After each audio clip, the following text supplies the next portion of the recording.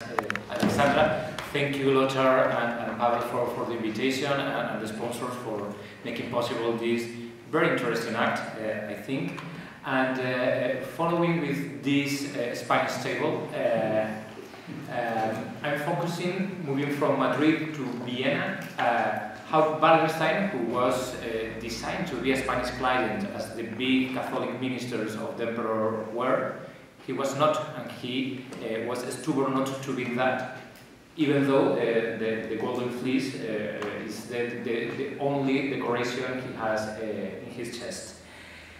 We moved to August 1627, when the Spanish ambassador in Vienna, the Marquis of Aitona, wrote to the Olivares, to the Count Duke of Olivares, on the qualities of Wallenstein. The Duke of Friedland had asked a Spanish license for taking out 12 horses and 4 mules. The ambassador was ordered to inform Wallenstein that the Spanish king had just granted him 6 horses, half of what he asked for. Aitona made clear that he was not going to mention this issue because el duque se ofenderá. Él tiene a su cargo las armas con que puede servir y de servir mucho. This example offers a glimpse on the Spanish attitudes on Wallenstein. While in Madrid he was generally regarded as another imperial servant to whom access to royal patronage could be restricted, ministers in Vienna put it clear that he was on another level, benevolent but jealous of his rank and implicitly dangerous. Well, speaking on Wallenstein and the Spaniards is a very classic topic. We have these Vichik articles from 1868 and from then on. Or this classic version that we can see in this with Valentine article that Wallenstein, the peacemaker found in Spain, his deadly enemy. The admirer of Jesuit political mythos was overthrown by the political program. Overcoming this image, I focus on the courtier Wallenstein, since his clumsiness in creating a solid public position for himself and building a favorable network was one of the main ingredients of his 2 downfalls. Pekka Subanto's admirable work in reconstructing his courtly network in Vienna has been much nuanced by recent research because Wallenstein had no deliberate policy to build a clientele.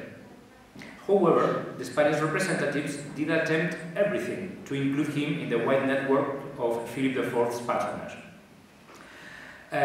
But the Bohemian general proved to be an original character also in this regard, because he never engaged openly in these networks, despite the recurrent efforts by the Spanish representatives.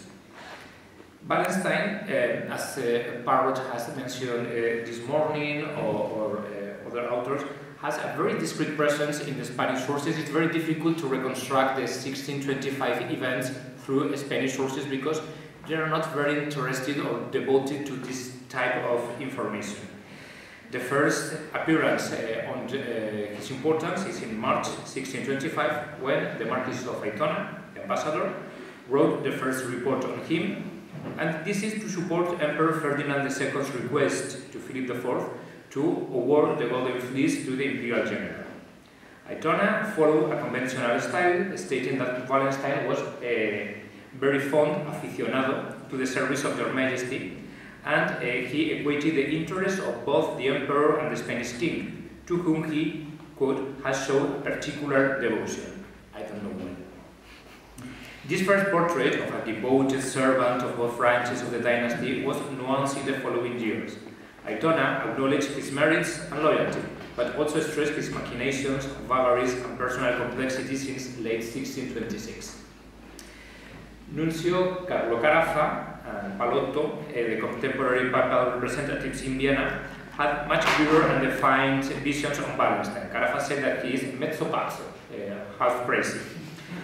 While Aitona complained about how unreliable and complicated the imperial ministers were, both Nuncio Carafa and Palotto had a very different vision, and they repeatedly pointed out that many of Ferdinand II's controversial decisions were due to the fact that tutti questi ministri e massimi più principali sono dipendentissimi e interessantissimi con quella corona di Spagna, o che sono aderenti a Spagna. But Wallenstein never was included among these ministers adherent to Spain. The key to this unparalleled Spanish patronage was the huge ability of Felipe IV for granting pensions and honors to a wide network of imperial princes and ministers. The Tuscan ambassador equated the resulting brilliant image of influence, for Philip IV had won over all these ministers with pensions or donations. Nuncio Carafa, who had a more precise knowledge of the real estate of the Spanish treasure, stressed that by 1625 no pension had been paid for more than 2 years. Wallenstein was also a victim of this system of unfulfilled promises.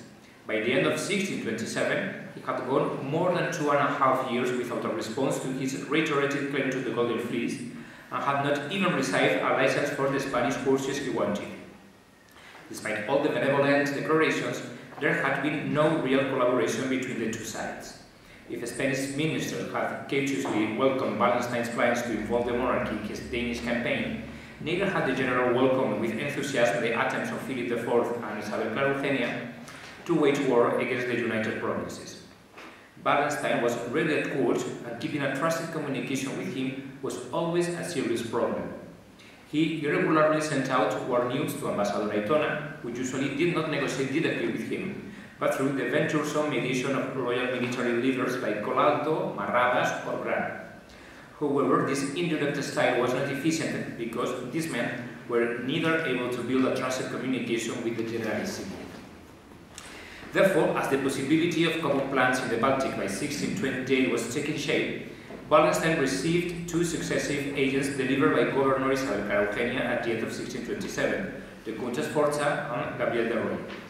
On 16 November 1627, Roy wrote that Wallenstein decided to have direct correspondence with Olivares because, quote, he doesn't quite understand the subtleties of Flanders.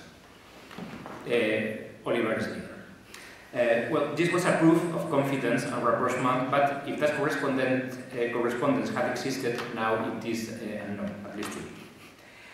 The climax of this possible alliance took place in these same halls, probably in that one, at the end of January 1628. Wallenstein, alongside with imperial ministers Adenberg and Colalto, held personal negotiation with Ambassador Aitona and Sforza, plus Gabriel de Roy and Bruno. But Bernardo, I'm sure that he's explaining this more clearly. What interests me here is the patronage tools that the Spanish representatives employed to convince Wallenstein to join their project, blending honor and money. The title of Duke of East Frisia, awarded by the Spanish king if he conquered that region, and an annual pension of 24,000 thalers in wartime and a half in peacetime. The window of opportunity swiftly closed, and the promises came to nothing. Wallenstein, however, kept pretending the access to Spanish patronage through indirect ways. For example, in June 1628, he made clear his desire of 6 Spanish horses to General Colalto, who wrote to Ambassador Aitona, and the latter sent a letter to the Count Duke of Olivares. As this system was very inefficient, Isabel Clara Eugenia deputed Gabriel de Roy as her resident to Wallenstein. This paradiplomatic figure was rather ambiguous because Wallenstein initially considered Roy a beast and wanted his license, but thereafter integrated him as his minister with the title of Imperial Commissar and Officious Ambassador in Lübeck. Olivares rejected this double game and authorized several of Roy's actions. However, the Spanish court finally acknowledged that Roy's special position could render very special services and dissimulated this dubious situation. In fact, the Spanish diplomacy had no better alternative to the promise of benefiting from the huge personal army of Wallenstein. He was not a courtier, but he was very adept at alternating plans and leaving open other possibilities. For this reason, Olivares explained in March 1628 that he was not abandoning the already clearly unfeasible Baltic plan, partly because Wallenstein could still change his mind and support it. For that reason, the long-awaited protection of the Golden Fleece finally succeeded, and Wallenstein was awarded it at the end of 1628. Thanks to a very special privilege, in line with the specificity of this man, he self-imposed the collar in his camp at the beginning of 1629, like Napoleon and his imperial crown. Since then, the iconic image of the austere Wallenstein was only ornamented with the red band of general and the golden fleece below it, symbolizing that, since then, Philip IV was his chef and master. Nuncio Carafa was simultaneously following a similar approach to Wallenstein and the war. Although the Nunciature was unable to match the powerful Spanish network in Vienna, Carafa kept the faith to convince Wallenstein to change his plans as that personal contact was enough for moving the imperial strategy. While Wallenstein was clearly moving away from the Spanish plans in the Netherlands in spring 1628, he instead welcomed the unrealistic nuncius proposal of organizing a crusade against the Ottoman Empire, joining papal, imperial, Spanish, and Wallenstein forces. This alternative was rather a pretext to unite the papal position, Wallenstein, and a sector of the imperial court against the contemporary war in Mantua, where Ferdinand II was willing to support the Spanish forces, while Wallenstein did not want imperial forces in Italy. For the first time, Wallenstein expressed his open opposition to the Spanish strategy and labeled the Mantuan War as unjust. Aitona changed his ambivalent opinion on the Generalissimo and clearly explained that the latter had lost his mind. As Aitona left the Spanish embassy at the end of 1629, he instructed his successors to distrust Wallenstein. The Count of Castrodaire was Aitona's colleague and successor. He stuck to the unrealistic visions held by policymakers in Madrid, according to which Wallenstein was a client of the Prince of Edinburgh, the imperial favorite and a notorious follower of Spanish policy. Therefore, there will be no great problem with Wallenstein as long as Edinburgh kept his privileged position at the imperial court. Olivares and the councillors of the state had trusted Eggenberg's advice for years as the best and most loyal insider of the imperial court. However, the old prince was keen to retire from public affairs and was unable to monitor Wallenstein's initiatives. When the discussion to dismiss the Generalissimo being tried in 1630, Spanish ministers had no clear line to follow. They all were pretty aware of how harmful Wallenstein's actions were for the imperial princes, but in his absence, the emperor would be directly blamed instead. Contrary to a widespread opinion of the complicity of Spanish diplomacy in Wallenstein's first downfall, the real attitude was more of impotence and lack of leadership. In the Diet of Regensburg, the royal instruction was backing Regensburg's actions, but the imperial favorite did nothing for Wallenstein, and so did the Spanish representatives. Since the beginning of 1631, several Spanish ministers voiced their support to Wallenstein's restoration, once the Sweet campaign was showing how feeble the Catholic opposition was. In this last chapter, the multiplicity of Spanish diplomacy was made especially evident, because now we have at full expression the mistrustful and informal diplomatic style of Olivares. That is even worse of what Manuel has explained before. Olivares disliked the autonomous model of ambassadors and complemented them with several extraordinary and semi-formal representatives. After Aitona's departure in 1629, 3 extraordinary ambassadors, 2 ordinary ambassadors, a secret ambassador, and at least another 6 semi-formal representatives coexisted, competed, and succeeded each other in barely 4 years.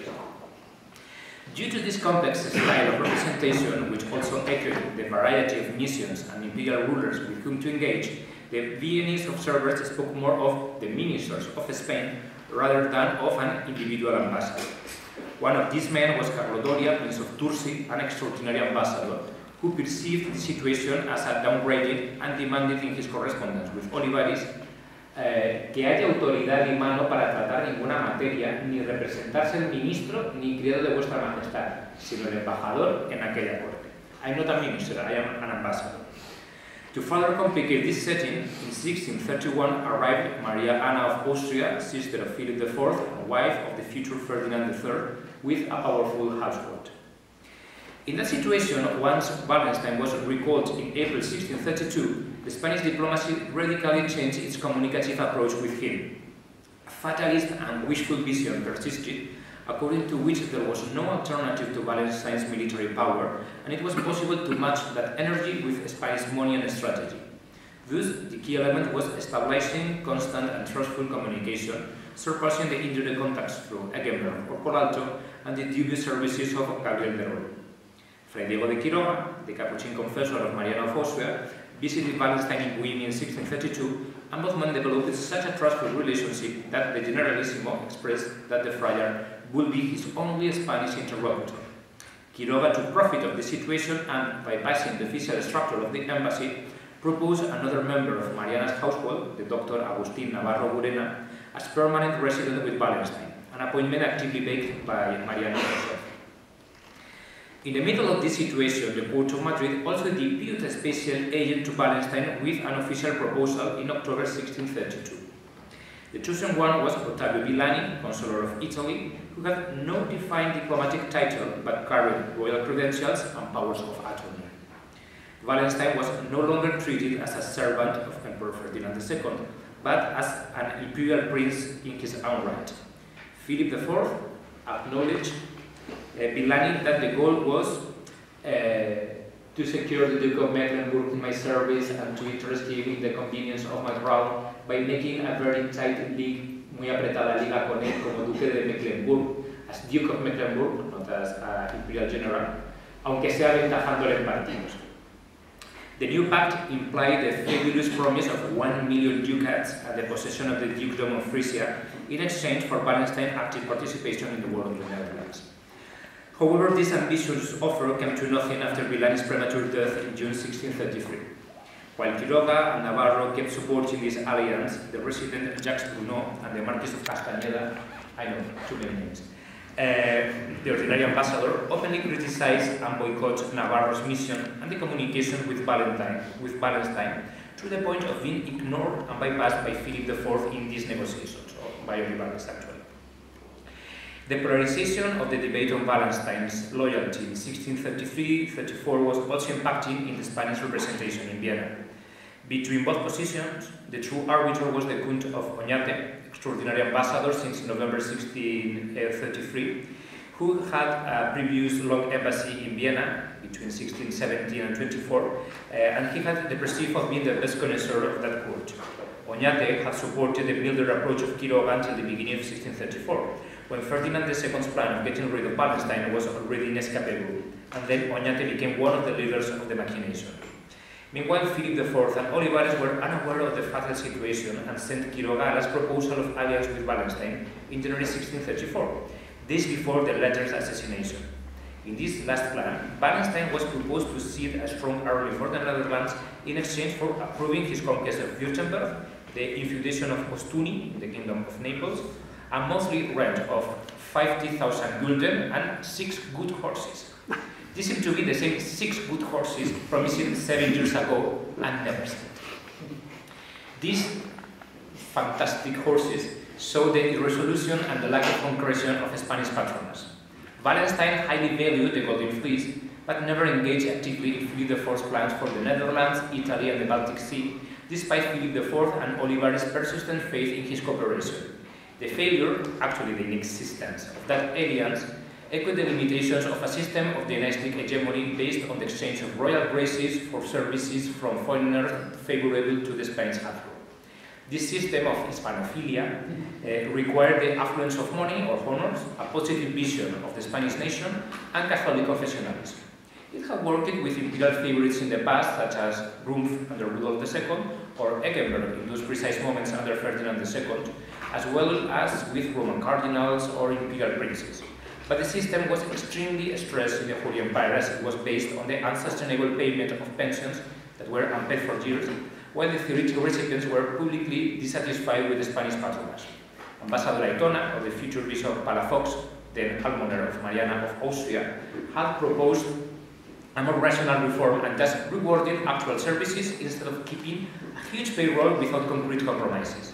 However, the inertia of the system and the enormous loss of prestige involved in abandoning it could change it to be impossible. The loss of prestige of the Spanish nation and empire during the 30 Years' War, victim of a successful campaign of discredit well grounded on its hegemonical endeavors, was also evident. Both Spanish agents and favorable imperial ministers stressed that it was unthinkable to promote Spaniards in key positions for that reason. Wallenstein was considered closer to the Spanish nation than to the French, but too far, for example, from Eggenberg, who, quote, speaks Spanish as if he was born in Toledo. His son, his servants, and his daughter all dress according to the Spanish fashion. This is not Wallenstein's case. Wallenstein was not a pro-Spanish figure. At some points, he had a coincidence of interest with Spanish politics, but he did not integrate into its system because he didn't need it for his own aggrandizement, as other military men or ministers of his entourage did. He obtained and wore the Golden Fleece, as well as military funding, and had good relations with some Spanish representatives. But in the early 1630s, Spanish diplomacy had some agents holding one position and others the opposite. This system may have caused leadership problems, but it was also an efficient means for Philip IV to be present in many simultaneous and often contradictory negotiations with the princes and ministers of the empire. He was always right, he was always wrong. Wallenstein's enemies, the ambassadors Oñate and Castañeda, had lost faith in his deeds much sooner than the court of Madrid, where the opinion on the Generalissimo was still positive when the news of his assassination arrived. Actually, by then, the triumphant play at the recently built Palace of Buen Retiro was La muerte del rey de Suecia, the death of the King of Sweden, a new lost work by Calderón de la Barca and Antonio Cuello, in which Wallenstein was the heroic protagonist. The play was swiftly interrupted, and Calderón and Cuello premiered a few weeks thereafter The Prodigy of Germany, a new version in which Wallenstein was an infidel traitor. That new and unprecedented image was consistently disseminated in Spanish publishings ever since and until today. Thank you very much.